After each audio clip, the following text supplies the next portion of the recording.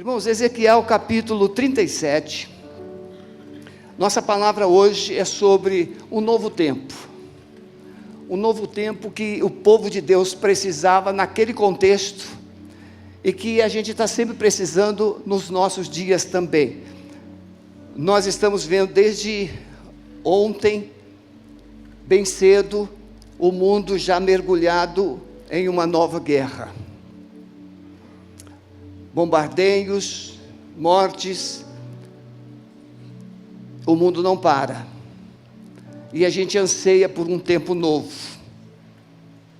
e esse tempo novo somente virá pela presença de Jesus, pela volta de Jesus.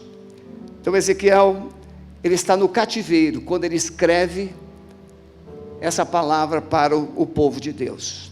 Veio sobre mim a mão do Senhor, e o Senhor me levou em espírito, e me pôs no meio de um vale que estava cheio de ossos, e me fez andar ao redor deles, e eis que eram muito numerosos sobre a face do vale, e estavam sequíssimos, e me disse: filhos do homem, poderão viver esses ossos?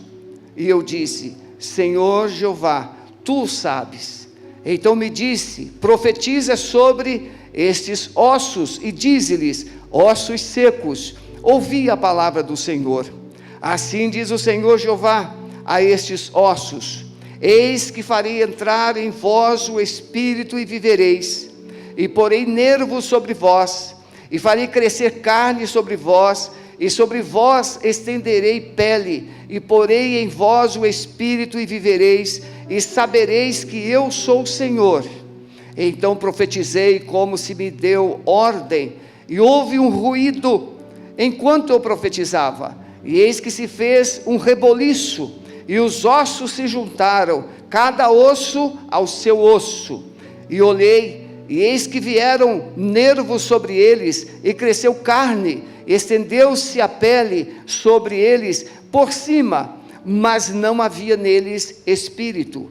E ele me disse: profetiza ao espírito, profetiza, ó filho do homem, e dize ao espírito: assim diz o Senhor Jeová, vem dos quatro ventos, ó espírito, assopra sobre estes mortos, para que vivam. Profetizei como ele me deu ordem, então o espírito entrou neles, e viveram, e se puseram em pé, um exército grande em extremo. Então me disse: filho do homem, estes ossos são toda a casa de Israel, e eis que dizem: os nossos ossos se secaram, e pereceu a nossa esperança, nós estamos cortados. Portanto profetiza, e dize-lhes: assim diz o Senhor, eis que eu abrirei as vossas sepulturas, e vos farei sair das vossas sepulturas, ó povo meu, e vos trarei a terra de Israel, e sabereis que eu sou o Senhor, quando eu abrir, e porei em vós o meu espírito, e vivereis, e vos porei na vossa terra, e sabereis que eu, o Senhor, disse isso, e o fiz. Amém, meus irmãos? Irmãos, um dos textos mais lidos na Bíblia talvez seja esse, Vale de Ossos Secos. Ele pode representar muita coisa, mas a mensagem específica ele representa o povo de Israel no contexto do cativeiro. 70 anos de cativeiro, o povo sem esperança, o povo sem vida, sem ânimo. Irmão, se a gente passa uma luta de 30 dias, a gente já fica mais para lá do que para cá, não é verdade? Se você passa 30 dias de lutas, imagine um ano. Mas aquele povo estava 70 anos, é uma geração, 70 anos, e o povo estava começando a se desanimar. Deus usa Jeremias para escrever uma carta, e Jeremias escreve essa carta, dizendo: eu bem sei os planos que tenho a respeito de vós, não plano de mal, mas um plano de paz, para vos dar um fim e uma esperança. Por que Jeremias escreveu essa carta? Porque haviam falsos profetas que estavam dizendo que aquele cativeiro duraria poucos anos. Em 2 anos Deus vai tirar vocês e vai trazer de volta. Irmãos, a pior coisa que pode acontecer conosco é um laudo falso. É uma mensagem falsa. Você acredita, e ela não acontece. Não é só, veja, irmãos, esse texto está sendo escrito 550 anos antes de Cristo.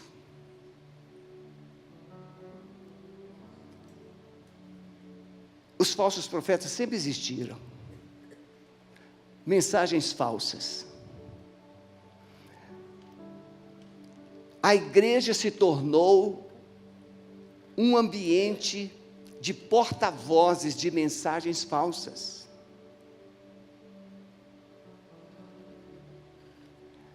Cura, milagres, prosperidade, tudo que nós precisamos e valorizamos, mas que vem junto com o verdadeiro evangelho. Mas buscai primeiro o reino de Deus e a sua justiça, e as demais coisas vos serão acrescentadas. As promessas de Deus, diz a palavra que quando você cumpre os mandamentos, quando você obedece a Deus, quando você ama o Senhor, a Bíblia diz que as promessas de Deus te perseguirão. Não é isso que está escrito? Te perseguirão. Não sou eu que persigo as promessas. São as promessas que perseguem aqueles que são obedientes à palavra de Deus. Então, quando esse povo estava deprimido, triste, vem essa mensagem. E Deus pergunta ao profeta: esses ossos podem viver? A pergunta é óbvia, que não. Mas o profeta, ele é muito submisso, sensível. Ele fala: Senhor, tu sabes. Ou seja, se o Senhor quiser, eles podem viver. Mas um vale de ossos, um verdadeiro cemitério, e você perguntar, você chega lá no hospital, no cemitério de Água Verde, esses mortos aqui podem reviver? É mais ou menos isso. A gente enfeita muito porque está escrito, mas é mais ou menos isso. Esses mortos podem viver, e você vai dizer assim: é ruim,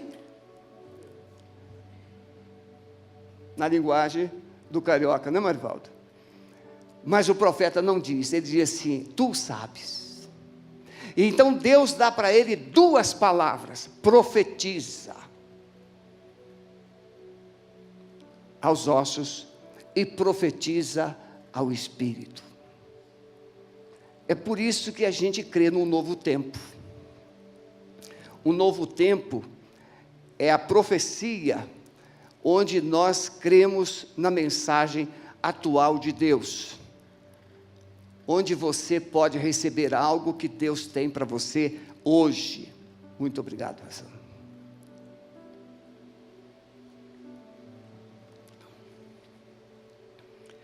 Quando vivemos um tempo prolongado de crise, nós somos levados a pensar que não há mais esperança, não há mais solução, que tudo está perdido. Esse era o pensamento dos israelitas naquele contexto. Esse é o pensamento de muitas famílias que estão passando por lutas e provas.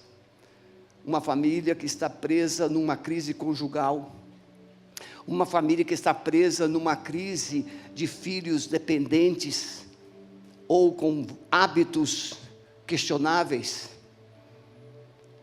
Os cônjuges se entreolham e assim, não tem mais jeito, não sabemos mais o que fazer.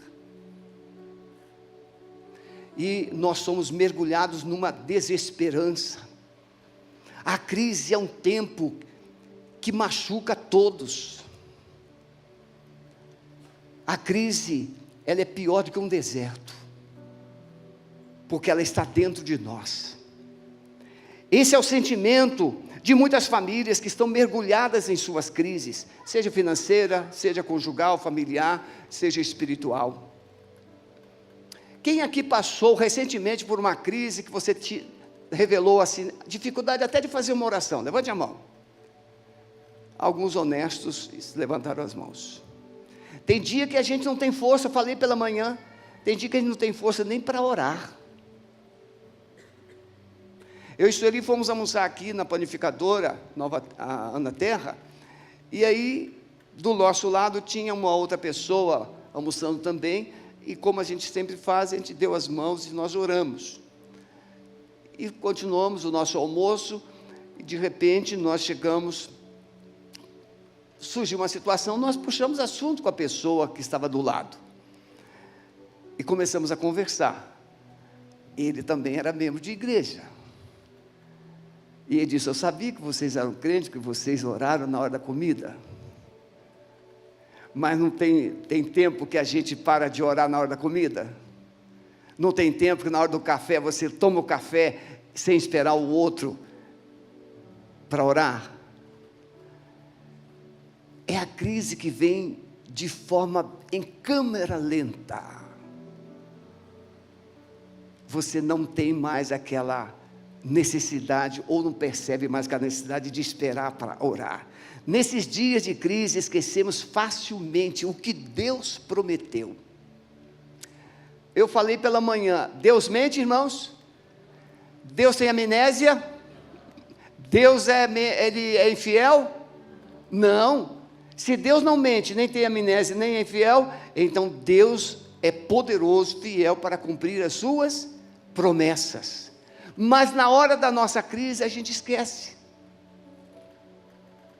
Eu falo isso com muito carinho, porque você pensa, se você ler Deuteronômio, você vai perceber, principalmente capítulo 28 a 30, Deus promete, se você observar, se você guardar, se você fizer assim, você fizer assado, você vai receber todas essas bênçãos. Não é assim que está escrito em Deuteronômio?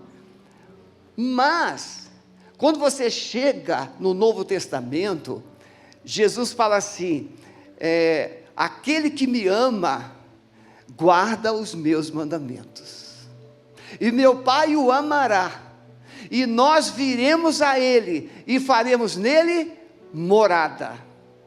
Ora, se você é morada do Deus vivo, todo-poderoso, aonde está a sua crise? Só que a gente esquece dessa promessa. Quando a gente lida com uma situação, a gente pensa que está sozinho, ou seja, inconscientemente você já excluiu Deus da sua luta, porque você acha que está sozinho. Estou sozinho, Elias, só eu fiquei. Mas Deus disse: não, tem 7.000 além de você. Veja, irmãos, 7.000, e o Elias pensava que ele estava sozinho, mas na crise a gente pensa que está só.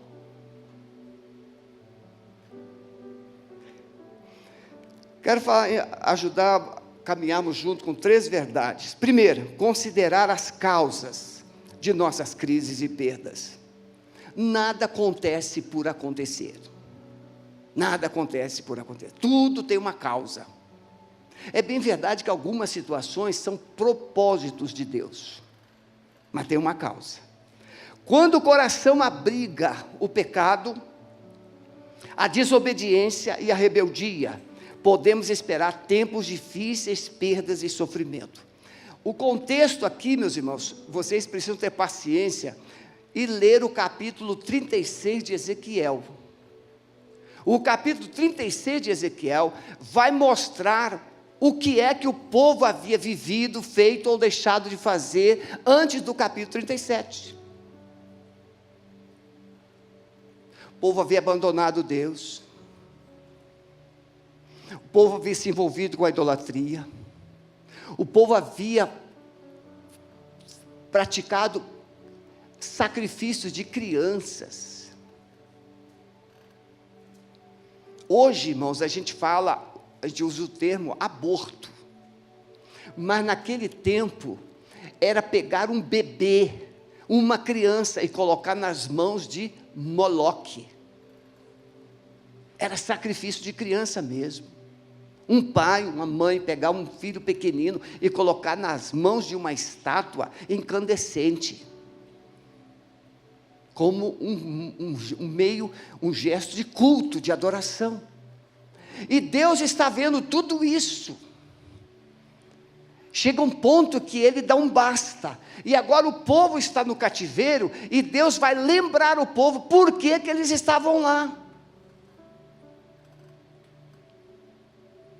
Mas nós, na hora da crise, nós queremos que uma porta se abra.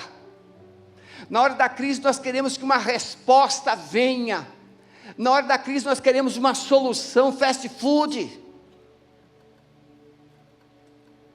Mas na hora da crise, é o momento de refletirmos. O que é que eu deixei, ou o que é que eu fiz que não deveria ter feito? Quais foram as minhas escolhas? Quantos maridos enfrentaram uma crise terrível com a esposa, só porque esqueceu de dar um beijo ou uma palavra no dia do aniversário? O mundo acabou. Você não lembrou do meu aniversário. E não adianta você inventar um motivo, porque vai ser pior. Sim ou não?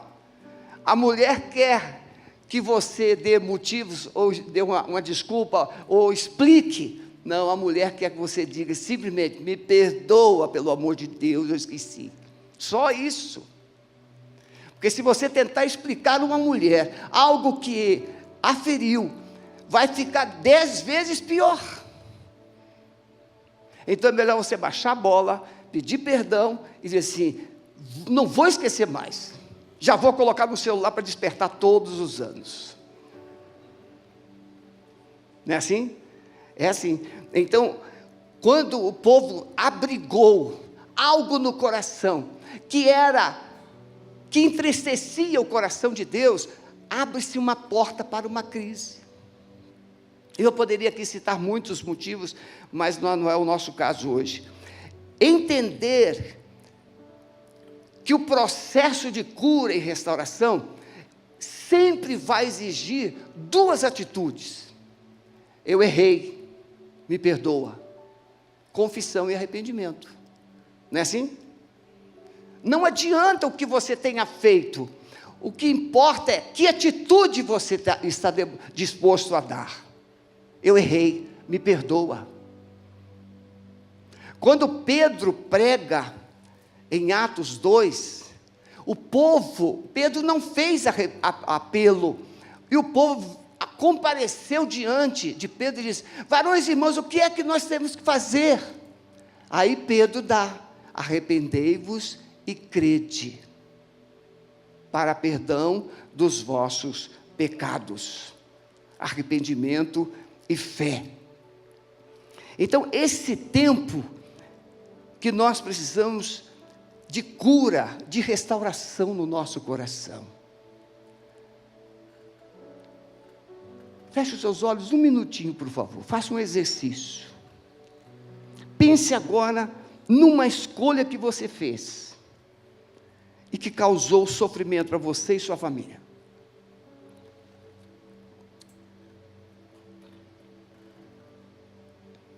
Muito bem, pensou. Mas você pensou antes de fazer? Não. Uma palavra solta, uma decisão tomada, uma atitude, e depois você tem que investir quase uma vida inteira para consertar. Quer ver um exemplo? Um casamento precoce, uma gravidez precoce. Pessoas que têm um filho com uma outra, mais um filho com outra, e tem 3 filhos espalhados. Aí chega 3 ordens judiciais, pensão para 3 filhos. E você fica revoltado, tem que pagar pensão para 3. Mas você pensou antes de fazer o filho? Não pensou. Os seus hormônios não deixaram você pensar.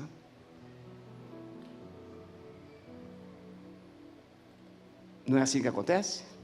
No calor, você fez sem pensar. No calor, você falou sem pensar. E depois começou a pensar: como eu vou resolver isso? Precisamos de restauração. Dentro dessa visão de restauração, você precisa entender que Deus tem prazer em perdoar. Deus tem poder de perdoar e curar as feridas do nosso coração. Entender que o povo, que o novo de Deus, e o novo tempo que Ele tem para você, virá pela regeneração e purificação do seu coração. Olha o que diz em Ezequiel 36. E vos tomarei dentre as nações. O povo estava lá, espalhado, porque Deus espalhou os israelitas, os judeus, por várias nações. Ele diz assim: e vos tomarei dentre as nações, e vos congregarei de todos os países, e vos trarei para a vossa terra. Então espalharei água pura sobre vós, e ficareis purificados de todas as vossas imundícias, de todos os vossos ídolos, e vos purificarei, e vos darei um coração novo, e porei dentro de vós um espírito novo, tirarei o coração de pedra de vocês, da vossa carne, e vos darei um coração de carne, e porei dentro de vós o meu espírito, e fareis que andeis nos meus estatutos, e guardeis os meus juízos, e os observeis. Deus fala assim: eu vou tirar esse coração de pedra. O que é um coração de pedra? Um coração insensível, um coração desobediente, um coração rebelde, um coração que não pensa antes de fazer. E Deus fala assim: eu vou colocar um coração de carne, um coração de sentimento, um coração capaz de se arrepender. Isso no capítulo 36, irmãos. Deus quer purificar corações caídos. E aqui para a gente, irmãos, quando a gente fala de pecado, parece até que a gente está falando de matar, de roubar. Isso aí é só você abrir os jornais ou os canais de YouTube. Está lá, a lixeira está lá, escancarada. O nosso país e o mundo está assim. Os limites todos foram rompidos. Você deve chegar em casa hoje e ler o capítulo 59 de Isaías, que diz assim a partir do verso 15, ele diz assim: olha, a justiça anda tropeçando pelas ruas, ou a verdade anda tropeçando pelas ruas, a justiça deu um passo atrás, e aquele que porventura decide fazer o que é reto, é perseguido. Você conhece uma história assim? Parece que foi escrito essa semana, mas foi escrito 700 anos antes de Jesus. A verdade anda tropeçando, a justiça anda para trás, e aquele que porventura decide fazer o que é reto, é perseguido. Irmãos, Deus quer tratar o nosso coração. Olha para mim, o coração que está errado, Deus quer tratar para tornar o seu coração novo. Mas tem um coração injustiçado e ferido que Deus quer curar. Que Deus quer curar, que Deus quer restaurar. Nós temos muitas famílias com os corações feridos por causa dos traumas. Deus quer purificar corações caídos, quer nos dar um novo coração. E vos darei um coração novo, e porei dentro de vós o meu espírito, tirarei o coração de pedra. Entender que não haverá restauração sem a presença de Deus. E aqui ele cita do Espírito Santo. Ele fala: e porei dentro de vós o meu espírito. Você e eu jamais seremos capazes de obedecer a palavra por nós mesmos. A Bíblia diz, Davi escreveu: todos os homens são o quê? mentirosos. E o apóstolo João, escrevendo a sua epístola, a primeira epístola, diz: aquele que diz que não tem pecado é mentiroso. Todos nós aqui estamos no mesmo barco, a gente só tem roupas diferentes, mas Deus não vê a roupa, Deus não vê a indumentária, Deus vê o seu histórico, Deus vê o seu coração. Ele sabe o que você pensa, Ele sabe o que você sente, Ele sabe de toda a sua bagagem de vida, Ele sabe, Ele conhece você, e então Ele entende que você precisa de algo novo. Ele conhece a sua história. Somente pelo poder do Espírito Santo, os corações se dobrarão diante de Deus. Olha, Atos 2,37, que eu fiz citação. Ouvindo eles isso, compungiram em seus corações, e perguntaram: que faremos, irmãos? A obra do Espírito Santo é convencer a mim e a você de que algo está errado, mas que Deus tem o remédio. Deus tem um remédio. A obra do Espírito Santo é convencer você. Ninguém pode convencer um pecador sozinho. Por isso que eu sempre digo: nós não temos que converter ninguém. Eu sou um semeador das boas novas, do Evangelho. O Espírito Santo, Ele convence, ou seja, Ele faz a semente germinar, produz arrependimento e fé, e Jesus te salva. Quando é que nós procuramos um médico, irmãos? Quando a gente sente dor. Só as mulheres são boas nesse negócio de preventivo. As mulheres gostam de ir no médico, preventivo para isso. Homem faz preventivo, irmãos, com todo carinho faz. Ele não sabe nem o que significa essa palavra, mas as mulheres fazem. Mas quando o homem sente dor, o cabra fraco para dor é homem. Já pensaram se o homem tivesse que sentir dor de parto?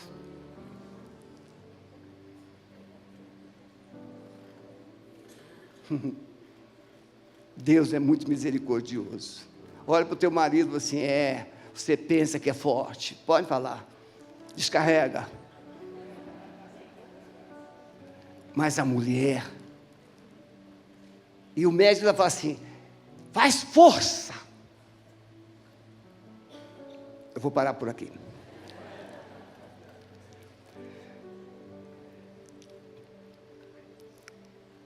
Um tempo de restauração será evidenciado por frutos, ou seja, Deus quer te dar um novo coração, Deus quer te dar um novo tempo, e para tanto Ele convence, Ele atua em você para te convencer de que o passado não deve ser mantido, você deve ir para a cruz e começar um tempo novo. Mas Ele diz que esse tempo novo precisa ser acompanhado de frutos. Porque a gente pode fingir, não pode, irmãos? Eu te amo. Quem ama tem fruto. O amor, Paulo diz o quê? Que o amor é bondoso. O amor é paciente. Quem ama tem atitudes de bondade. Quem ama tem atitudes de longanimidade. Então, Deus está esperando frutos daquilo que nós falamos que já somos. Sou agora uma nova criatura. Eu não tenho nem mais vontade de matar ninguém. Uma vez uma esposa de pastor muito famosa, perguntaram para ela assim: minha irmã, você já pensou em se separar do pastor? Ela falou assim, separar não, mas matar já pensei. A gente não separa porque a gente sabe que vai resolver, mas que tem hora que não dá vontade de matar o cônjuge, não dá. Com todo respeito, a câmera não vai pegar. Quem aqui já pensou em matar o cônjuge? Não precisa levantar a mão, não levante a mão. Irmãos, a gente fala assim, rindo, mas a coisa é para chorar. Tem homem que a mulher só não mata porque não pode. E tem mulher que o homem não mata porque também não pode. Porque o bichinho dá motivo. Dá motivo. Eu poderia citar aqui vários casos, mas não posso. Dá vontade. E você não imagine que você se encaixa perfeitamente nesse caso. Tempo de restauração, frutos. Joel diz, olha o que Deus fala através de Joel. Deus promete um novo tempo pelo romper do Espírito Santo. E ele vai dizer assim, ainda assim agora diz o Senhor, convertei-vos a mim de todo o vosso coração, e isso com jejuns, com choro, com pranto, rasgai o vosso coração e não as vossas vestes, convertei-vos ao Senhor vosso Deus, porque Ele é misericordioso e compassivo, tardio em graça, grande em benignidade ou beneficência, e se arrepende do mal. Quem sabe se voltará para vós, e se arrependerá do mal que ele deixou para fazer. Joel 2:12, bênçãos em oferta de manjar, libação para o Senhor, o vosso Deus. O Senhor responderá e dirá ao seu povo, eis que vos envio o trigo, o mosto, o óleo, deles sereis fartos, e vos entregarei mais não vos entregarei mais ao opróbrio entre as nações.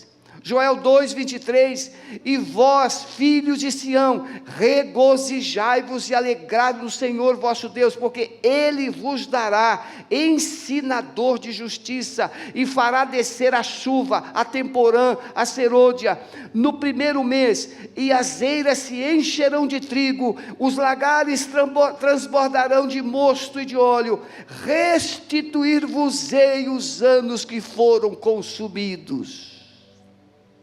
Esse é o nosso Deus, irmãos. Essas são as promessas.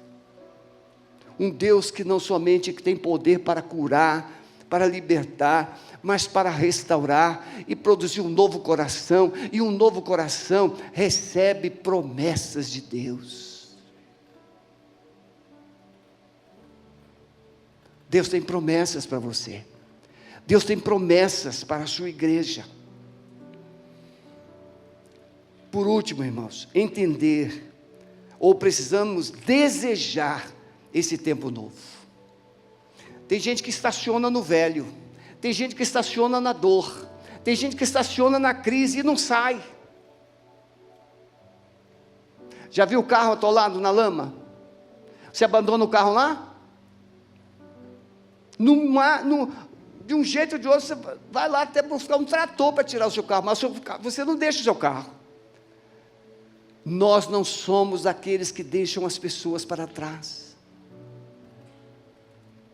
Deus quer restaurar, mas Deus quer dar um tempo novo para as famílias, para a igreja, para todos nós. Deus quer trazer a vida de volta. O que é vida, irmãos? O que é vida?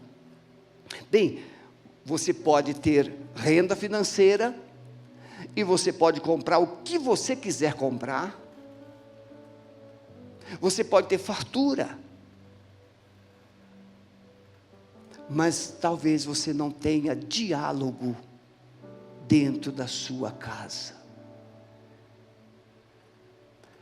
Conta-se que um garotinho procurou o pastor e falou: pastor, quanto o senhor cobra por 1 hora de atendimento? Aí o pastor: não, eu não cobro nada. E então ele foi para o médico e perguntou ao médico: quanto, doutor, o senhor cobra por 1 hora de consulta? E o médico falou para ele qual era o custo da consulta. Mas o médico curioso perguntou, mas por que você quer saber? Ele falou assim, porque eu quero comprar 1 hora do meu pai.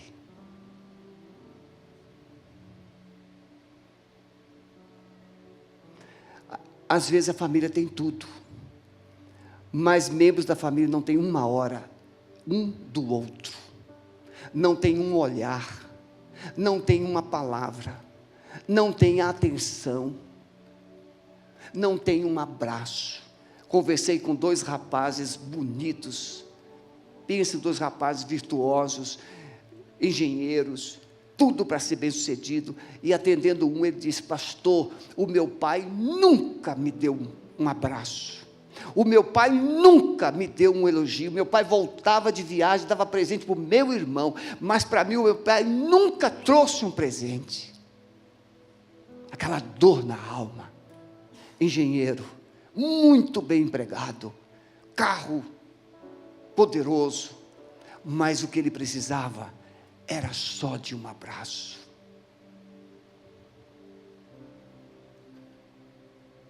Tem coisas que o dinheiro não compra. O Espírito Santo dá de graça. Trazer vida de volta. Irmãos, aqui para a gente, quem tem uma família boa, ajustada, sabe. Como é bom dar um abraço de vez em quando, como é bom dar um elogio, como é bom olhar nos olhos assim, muito obrigado, como é bom você chegar na hora do almoço, olhar mesmo assim, que coisa maravilhosa que você fez, seja você homem, seja você mulher que tenha feito, como é bom a gente aproveitar os mínimos momentos e elogiar, vida,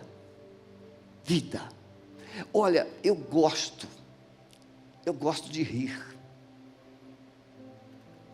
Eu nasci na cidade de Alegre, no estado do Espírito Santo. Como é que você acha que como é que eu vou conseguir ser triste?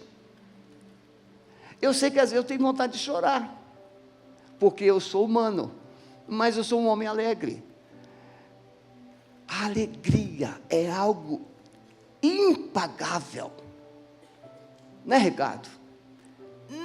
Não tem como pagar. Olha, e você conhece aquela história do palhaço que foi procurar o médico, e ele estava deprimido, angustiado, e o médico falou assim, já sei o remédio, aqui ó, na praça tem um circo, tem um palhaço lá que faz todo mundo alegre, todo mundo feliz, e o palhaço falou assim, doutor, eu sou aquele palhaço,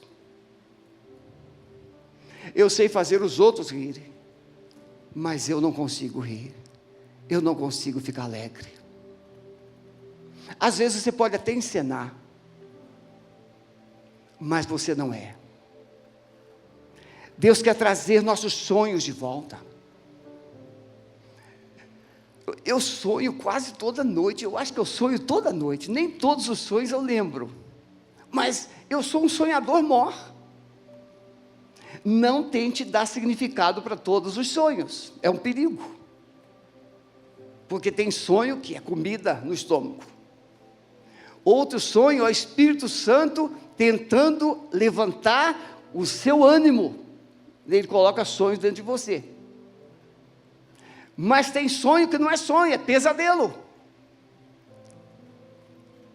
mas Deus tem sonhos. O que são sonhos?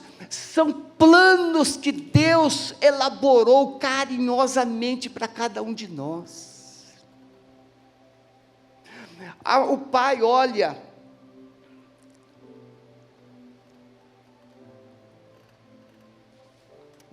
para o filho e fala assim, meu filho, e ele solta aquele sonho, meu filho será. A mãe olha para a filha, minha filha, e solta aquela palavra poderosa, sonhos, aquilo que você verbaliza de bom, ninguém verbaliza pesadelo para os filhos. Já pensou, pastora Meg? Verbalizar um pesadelo para sua filha, minha filha, vou aqui profetizar um pesadelo para você, é normal isso? Não, a gente profetiza sonhos, sonhos. Agora imagine Deus, você que é cheio de defeitos, você que é instável, você que é bom hoje, não é bom amanhã, você que tem toda essa irregularidade da sua vida, você tem sonhos bons para todos os membros da sua família. Agora imagine Deus, o teu Deus, quando Ele olha para você, quais são os sonhos de Deus para a sua vida? Sonhos. Deus está dizendo, eu vou trazer os sonhos de volta. Era só um vale de ossos secos, era só um vale sem vida, mas Deus está dizendo, poderão viver esses ossos? Deus tem sonhos. Deus olha para uma família que está destruída, e Deus fala assim, mas eu tenho sonhos, eu tenho planos, Deus quer trazer propósitos. Propósito é o final, onde você quer chegar. Irmãos, eu já passei de 71 anos, onde eu quero chegar? Eu quero chegar onde Deus planejou, então eu tenho que ouvir Deus todos os dias. Deus tem planos para mim. É bem verdade que tem planos que a gente não precisa nem de ouvir Deus, a gente já sabe. Para que isso aconteça, é preciso ouvir a palavra. Por isso que as falsas profecias são tão fortes, por isso que as falsas profecias são tão valorizadas, são tão buscadas. Por quê? Porque você quer fast food espiritual. E aí, vai lá para a irmã do coque, tem uma palavra para mim hoje?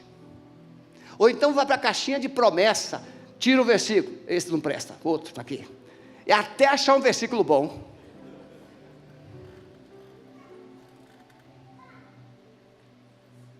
É assim ou não é, irmãos? A caixinha de promessa é vendida. Já viu alguém comprar caixa de mandamentos? Mesmo que existisse mofaria lá na loja, ninguém compraria.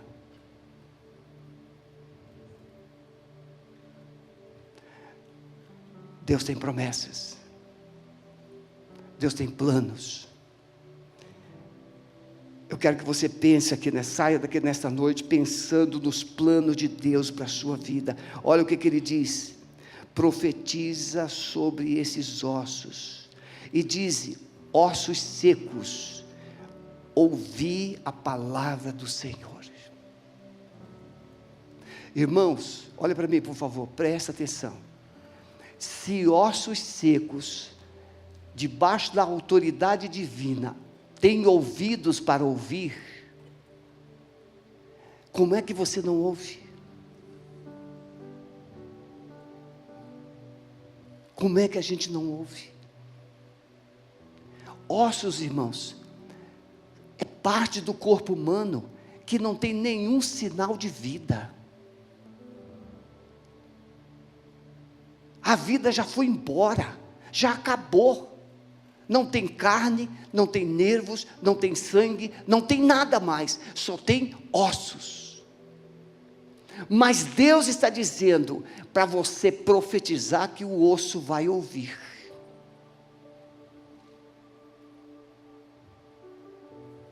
Deus não mandou perguntar para o vale de ossos: por que que vocês estão aqui? O que aconteceu? Explicações do nosso passado não resolve o nosso presente e nem vislumbra futuro. A gente vive muito de explicações. Por quê? Por quê? A minha família, por quê? Você fica explicando. Não, explicações do passado não resolvem. Você precisa se libertar do seu passado e começar a ouvir a voz de quem tem o futuro nas mãos. Deus diz: profetiza. Eu estou profetizando sobre a sua vida aqui nesta noite, que você vai ouvir uma voz de Deus. Ele vai te dar uma direção, Ele vai te dar um ânimo, Ele vai te dar uma coragem, Ele vai despertar a fé no seu coração, Ele vai abrir portas sim, Ele vai trazer respostas sim, mas Ele primeiro quer que você se levante, porque aquele vale de ossos se tornaram um grande exército, mas não tinha vida. E a segunda palavra é: profetiza o Espírito. Fale ao Espírito. Espírito, venha dos 4 cantos da terra. Sopra sobre eles. E a ação divina, o texto vai dizer o que é que eles se colocaram em pé. Um exército grande e poderoso, pronto para um recomeço, pronto para um novo tempo, pronto para novas batalhas, pronto para conquistar sonhos e propósitos. Mas Deus vai fazer referência de 2 coisas. Ele vai dizer assim: eu vou tirar aqueles que estão nas sepulturas. Muita gente pode pensar que aqui Deus está falando alusão da ressurreição dos mortos. Não, sepultura é um lugar onde a pessoa está ou se encontra, que ela não tem mais significado de vida. São os cativos, são os prisioneiros do pecado, são aqueles que perderam a esperança, são aqueles que perderam a alegria, são aqueles que não sonham mais, estão lá, mas eu vou tirá-los da sepultura. Pode também significar você que enfiou num buraco e não consegue mais sair sozinho. Deus está dizendo: eu posso tirar você daí. A sepultura é um buraco onde se coloca pessoas sem vida. Mas Deus está dizendo: eu posso tirar você daí.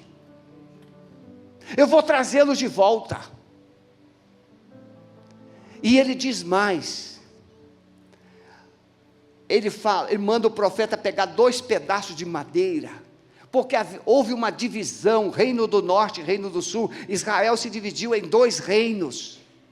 E a Bíblia diz que um reino dividido, uma casa dividida, não prosperará. Deus manda o profeta pegar uma madeira, escrever o nome Israel, pega outra madeira, escreve o nome de Judá, junta as 2 madeiras, não serão mais 2, serão um só. Deus não tem planos para casa dividida. Deus não tem planos, escuta a igreja, Deus não tem planos para corações divididos. O que é um coração dividido? É um coração que é crente no domingo, mas durante a semana não tem temor a Deus. Durante a semana você governa a sua vida, durante a semana você anda por onde você quer, durante a semana você faz as coisas que você tem desejo, e no domingo você vem, você adora, você oferta, você dizima, mas Deus fala assim: eu quero um coração inteiro. Não tem mais coração dividido. Baixa a sua cabeça, por favor.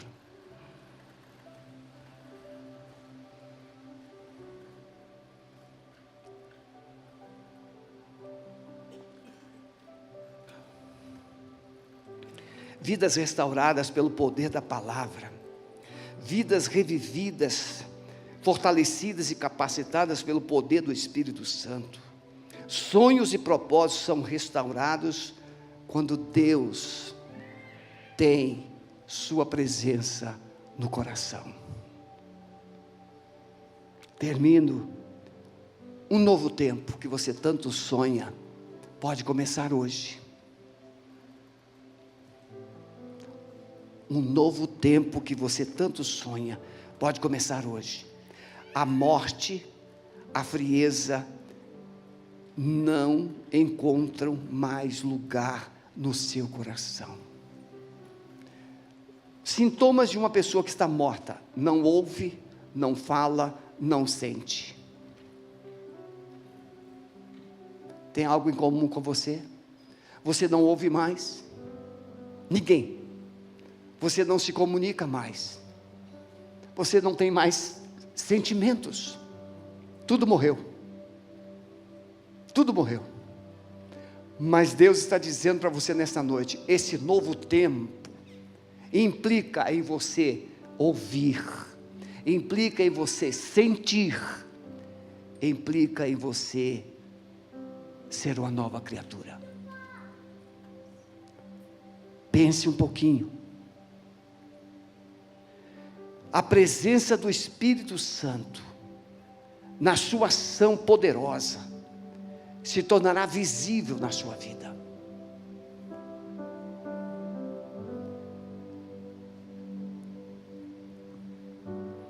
Abre os seus olhos um minutinho e olha para mim. Eu quase sempre uso o meu testemunho para ajudar as pessoas a entender como Deus pode fazer. Eu sei que cada um aqui pode ter tido sua experiência com Deus.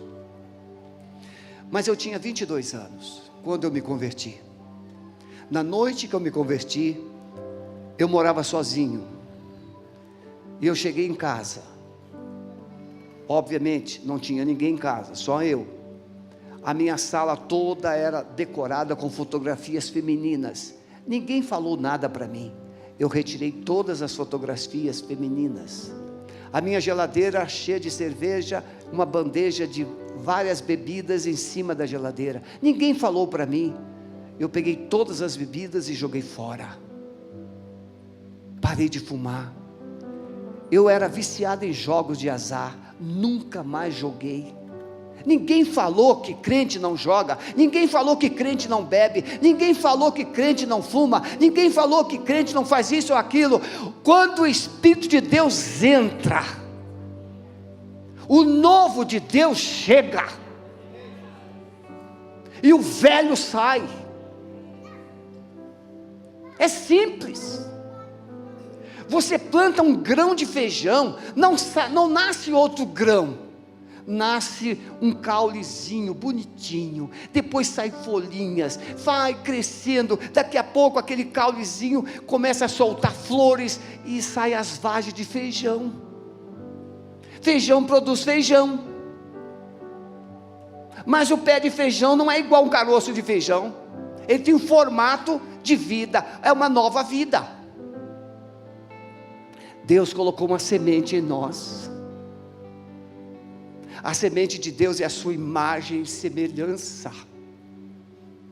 Preste atenção, por favor. A semente de Deus é a imagem e semelhança, tal qual Jesus, a imagem. Quem viu a mim, viu o Pai. Quando Jesus entra, é a semente. E essa semente produz uma nova vida que vai frutificar em outras sementes. Semente de vida produz árvores de vida. É simples. O problema é que você come a semente e depois você quer fruto. Como é que eu como a semente, pastor? Você pega a sua vida e vive para você. Vive do seu jeito. Vive para o seu prazer. No seu tempo, do seu jeito. Não. Mas quando você se coloca no altar,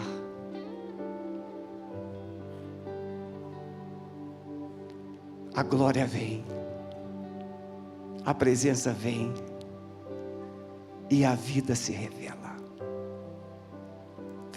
Vamos ficar em pé, por favor. Eu vou fazer uma pergunta só, porque nós ainda temos a ceia. Você está cansado do velho, e você quer o novo de Deus. Você já aprendeu que precisa reconhecer o que fez, precisa se arrepender, confessar a Jesus, e precisa ouvir a voz de Deus, ser gerado novamente. Você está cansado do velho, mas não larga o velho. Você quer o novo de Deus? Levante a mão, onde você está? Eu quero o novo de Deus. É isso aí. Então eu profetizo, como a palavra diz: ouvi a voz do Senhor. Ossos secos, ouvi a voz do Senhor. E os ossos começaram o quê? Um rebuliço. Eu não vou mandar você dar uma voltinha no seu lugar, você vai ficar constrangido. Mas osso morto começou a se mover. Você já viu o osso morto se mover? Mas o osso da canela procurou o fêmur. Tente imaginar os ossinhos das mãos procurando, cada ossinho procurando o seu lugar. Quando Deus faz a vida voltar, não tem nada fora do lugar. Cada osso no seu lugar. E só depois Ele faz com que a vida venha. Você precisa ter tudo no lugar. Olha para quem está do seu lado assim: vamos colocar no lugar? Se for casal, então fica legal isso, né? Fica tudo no lugar. Nós vamos ter a ceia agora. Sabe por que nós podemos ver o novo de Deus? Porque Jesus morreu. A ceia, ela traz a nossa memória, é um memorial. Ou seja, é para lembrar. Quem não recebeu o cálice, levante a mão. Eu não recebi ainda. Tem alguém? Todos, acredito que todos receberam, viu? Então é um memorial. Porque, o que significa ceia? Vida, morte, ressurreição de Jesus. Por que Jesus instituiu a ceia? Para você não sofrer de amnésia. Como eu falei, muitos casamentos deixaram de viver felicidade porque o marido esqueceu, a mulher esqueceu. Jesus instituiu a ceia para que a igreja, a sua noiva, nunca se esquecesse dele. Ele é o noivo, ele vai voltar. Ele vai voltar. Agora, quem tem um maridão aí bem feio, bem rude mesmo, olha para ele e fala assim: você é noiva. Mas não tenha medo não, você é noiva. Porque a noiva de Cristo não tem sexo. A noiva sou eu, é você. Que um dia temos um casamento com Deus Todo-Poderoso. E casamento é quando duas pessoas se tornam uma só. Você já pensou o dia que você se tornar um só em Cristo Jesus? E mais, quem aqui não tem cabelo, terá cabelos longos. Quem aqui tem estatura baixinha, vai ter estatura alta. Porque todos nós seremos filhos e seremos semelhantes a Jesus, abençoados por Ele.